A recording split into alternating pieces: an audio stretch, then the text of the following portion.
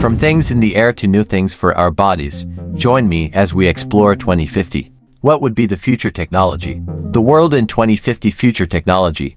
We are in the year 2020, and if we're being honest with ourselves, technology is incredibly advanced, and we're making progress that can push things even further. We have cars that are much safer than they've been in the past decade, and we're even making fully electric cars that can help save the planet. There are even plans for self-driving cars and even self-driving Ubers that make the future of transportation very exciting. And that's just one technology that we're developing at a fast rate. What about all the others that are out there? What will technology be like as we get closer and closer to 2050?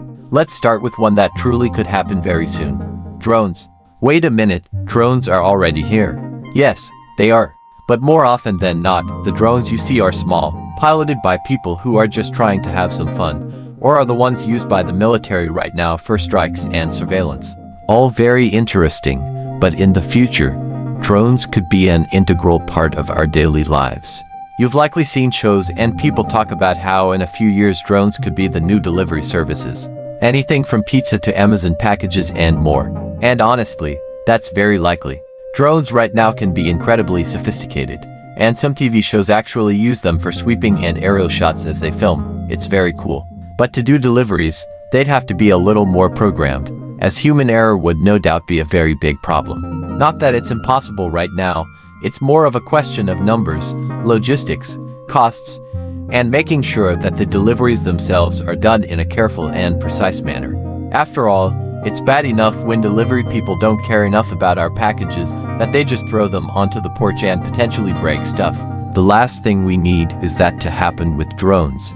But by 2050, we might not only have drones delivering our packages, we might be looking up at the sky and seeing drones flying all over with incredible speeds and accuracy, and they potentially could all be run by AI. The potential is there.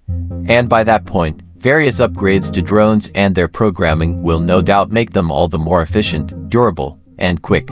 And possibly, they could go beyond basic deliveries for people and do emergency work.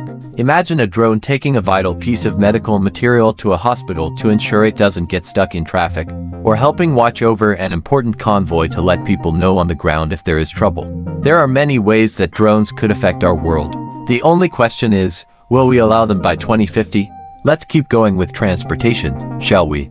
Right now, one of the biggest ways to get around the countries we live in is by train. Trains carry people and all sorts of cargo around in an efficient and reliable manner, which is why they've been in use for hundreds of years. But if we're being honest here, while trains are efficient and reliable in certain ways, they aren't exactly fast, especially when it comes to passenger and freight trains. They can take a long time to get to their destinations, and at times it's more logical to take other forms of transportation. This is why companies are making special kinds of trains that can go much faster. You know of the magnetic trains of Japan, no doubt, but others like the Virgin Hyperloop are trying to push things even further. Passengers or cargo are loaded into the Hyperloop vehicle and accelerate gradually via electric propulsion through a low-pressure tube. The vehicle floats above the track using magnetic levitation and glides at airline speeds for long distances due to ultra-low aerodynamic drag. Science fiction? Hardly. In fact, the first vehicle of the Hyperloop has already been tested and proven, and some larger tests are being scheduled for the next few years. And if this works, traveling across the country will be much faster. How much faster? The Hyperloop aims to send people shooting across the tubes that they make at a rate of about 600 miles per hour. This means, if they were able to do this across the entire United States from east to west or vice versa, you could travel across the whole country in about 5 hours, give or take. Considering it would take much longer for a regular train ride or car ride, that's a big improvement. And they're planning to do this with not just people, but cargo. Imagine being able to ship something in the morning on the west coast to the east coast and know it will get there before the day ends. That is quite impressive. Plus, the tubes would be built underground as to not disturb wildlife, and they will make it in a way where there are no carbon emissions. So they're fast, they're reliable, they won't harm the planet. Seems like a win all around. Of course, you do have to wonder what it would be like to be on a 600 miles per hour train, but hey, we might find out soon. And by 2050, this could be one of the main modes of transportation around the world. Before we show off even more technologies we could have by 2050, Be sure to like the video and subscribe to the channel. That way you don't miss any of our weekly videos. Okay, we've had some fun ones, but now let's go deeper down the rabbit hole and talk about the ones we all fear. Yep, artificial intelligence. And no matter what way you look at it, people are seriously trying to make it happen, and make it happen soon. Eyes are literally everywhere, including in your cars, and in your homes via devices like Alexa, which are indeed forms of AI. And there are things like Watson that is so smart that it could beat to Jeopardy legends. So by 2050, AI could be so advanced that our cultures, our world, could literally be run by them in a logistical and computing sense.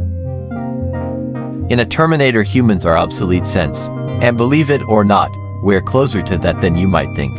Google's DeepMind isn't there yet, but really I'm sure they'll probably discover those things along the way. And by 2020, it's possible their computer could be superhuman and could be conscious. Pearson has said, that could be the beginning of the end, really. Is Judgment Day inevitable? Maybe, maybe not. It just depends on how far we go with AI and how much we're able to control it. Or if we can't fully control it once they reach certain levels of intelligence. Of course, for all of our worries about AI, there is a chance that it could all be fine. Imagine if the lighter side of sci-fi comes through in regards to AI and we get a bright future powered by AI. Think about it. What if by 2050 we each get our own unique AI? We could customize how they sound, how they look, and basically have a BFF that'll help us out in life in various ways. Remind us of things like Alexa, guide us in homework and fields of study, be a being that we can bounce ideas off of, etc. If that form of AI came through, then by 2050 we could live in a utopia where AI helps us be better. Until they revolt and we have AI, robot going on. But hey, let's not dwell on our potential doom. Let's show off another technology that many people are hoping for, space travel. Yeah, when you think about the decade we're in right now, the 2020s, the biggest goal of the world by far is to get to Mars, and possibly beyond. But it's not just about landing there, though that would and will be a crowning achievement for humanity in the decade and in recent times. More importantly than just landing there though is the ability to start setting up the first human colony on another planet. We've been to the moon many times, but we haven't tried to live there for various reasons. Mars seems to be the place where many feel we can go in order to live amongst the stars. And many speculate that by 2030 at the latest, barring setbacks, accidents, and other things obviously, we could not only be colonizing Mars but having regular shuttles go there so that people can see the red planet for themselves. We will see the first people going off to Mars, and then robots will do some basic stuff like making basic materials. On Mars, Pearson said, we're going to have to do that because only so much can be brought to space. Of course, there are numerous things that need to be worked out before such a thing could happen, but we have top men on this, including Elon Musk and the SpaceX program, Jeff Bezos via his Blue Origin company, and more. Each of them, and NASA among others, are working on not just getting us back into space, but getting us there via cheaper, smaller, and reusable spacecraft. Something that honestly has been a setback for the space program over the last 20 years. But if we are able to do it, if we are able to get to Mars, get there faster, and be able to colonize it, then by 2050 who knows where we will be. We could have multiple colonies on Mars, maybe some on the moon, and maybe even colonies on moons like Titan and Europa, which some think could be even better places to colonize than Mars. It's possible, but obviously Mars is the place that we are aiming for right now. With each step into space, humanity grows larger in the universe, and who knows just how many of us will be out there by 2050. Alright, now let's dive into something really SCI-feed prosthetics. Yeah, I know that right now prosthetics are very limited, and at times a bit pointless. But if we were able to fully utilize computer technology to its fullest and make prosthetics that are fully compatible with the human brain and body, then the sky is the limit. We could enter an age where cyborgs are not just welcome, they're commonplace.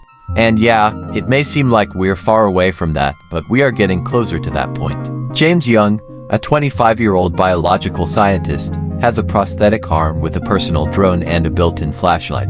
And a French artist is using a prosthetic that doubles as a tattoo gun. That's pretty cool. Imagine if a police officer loses an arm in the line of duty. Usually, that would mean the end of his career. But with an advanced prosthetic, he could literally be better than ever if it were advanced enough. The biggest problem with these fake limbs is that most of them are plastic, meant to convey that the arm or leg is still there, and thus still usable. The bridge to cybernetic implants lies in the brain, being able to use computer tech to sync with the brain and give accurate commands. We haven't fully bridged that gap yet, but when we do, dang, life is going to get a lot more interesting. And don't forget, these prosthetics could be used in many ways other than helping people with lost limbs. They could be put onto other objects, or potentially even be worn as exoskeletons when needed. Think of it like Jax from Mortal Kombat. Some people could even ask for implants to be put into their arms or legs to give them an extra boost, like TJ Combo from Killer Instinct. What? I like video games, and they have plenty of cybernetic people. The point is, by 2050, if these things are made, a lot of people won't feel broken or weak anymore because they've lost limbs or the abilities of their arms or legs. They'll be whole again and be able to do things just like they were before, if not better. And that's a future we should definitely be trying to live for. Now let's go to something a bit more unique. Look at yourself right now, specifically, look at the clothes you are wearing right now.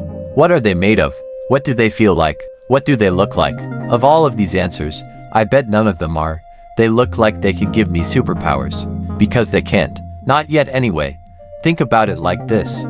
What if the clothes you were wearing right now felt the same, looked the same, but could do more? With the growth of nanotechnology, your clothes could potentially be imbued with various materials or technologies that help you improve your strength, durability, and more. For example, what if you had a shirt on that was light as a feather but could absorb impacts and leave you with no injuries? That would be pretty impressive and important, especially in this age of gun violence we live in. Or, what if the uniforms of firefighters made them completely heat-resistant and burn-proof, further ensuring that they are able to do their jobs without much risk to their lives? The technologies that we can put into clothes are out there, and some people are working on it right now, both in terms of multiple functions, but also cosmetic appeal. Imagine if by 2050 we have the ability to craft whatever kinds of clothes we want, and even select what kind of abilities they have. Imagine you wear a special kind of top that has a special pattern on it, and then when you press a button, or say a keyword, that pattern unfolds and suddenly, you have wings on your outfit. Wouldn't that be cool? If done right, this could be the newest wave of fashion and style in the future. See, the future is hip. I'm sure that last one left you drooling, so let's temper your expectations and talk about school. Yes, it sucks, and learning can be a chore, but in the future, it may be a lot more interactive. Over the last decade or so, computers in schools have been a must-have for various courses, but if the advent of virtual reality simulations comes through as many expect them to, it could lead to all sorts of innovations in the classrooms that could help kids understand what's going on. You could take students to an environment in the past and show them what was happening, like watching a battle taking place, Pearson said. You can explain that sort of thing more easily if they can see it happening than if you are looking at a textbook. Oh yeah, history and geography classes would be much more fun, that's for sure. Or imagine an audiobook, but instead of just an audio, you can see the characters coming to life before your eyes and you watch them interact with others. Heck, school plays could have projected environments to make things seem more real. And of course, you could have virtual tutors to help you with problems that the teachers aren't able to help with. Education is definitely something that can benefit from advanced technologies, and by 2050, our school systems could be so revolutionized that you'd have to try really hard to fail a class. Though I'm sure some of you would still try. Finally, let's talk about something that I'm sure you'll be horrified to hear. In the future, you likely won't need a phone. I know, you're stunned, but think about it. Right now, smartphones are becoming more and more advanced every single year. New features, new programs, etc. But by 2050, your phone won't likely need to exist because you'll have access to it and more via something else. What exactly? That depends on the technology, but for this example, let's imagine a wrist gauntlet. Instead of typing up a number, you simply have to say, "Call mom," but obviously, the gauntlet could do more than that. It'll likely have a holographic screen that you can use to look up information on a much bigger keyboard. And depending on what sci-fi future you believe we'll have, it'll have things that can scan objects, detect dangers, warn you about upcoming problems, and may even have an AI companion. So yeah, your phones are important right now, but in the future, more than likely not. Thanks for watching, everyone. What do you think of this look at the future and what it might entail? Can you guess which of these things we'll actually have in 2050? What thing do you personally want to have now and not later? Let me know in the comments below.